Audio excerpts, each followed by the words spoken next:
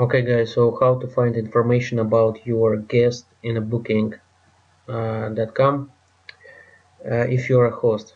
So what you need to do is log into your extranet, just go to admin.booking.com, put your apartment ID and password. Log into account, go to home. Here you can see latest reservations. You can also select period, for example today, next day, and it can, yeah.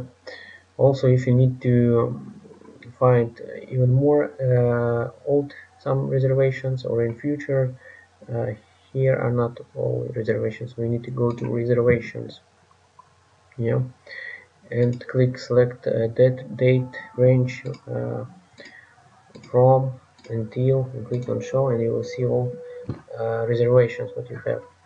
So select guest name, for example, yeah, for example this guest. You can see language what is he speak, booking number, commission charges, commission more amount, things like that. You can click on show phone number.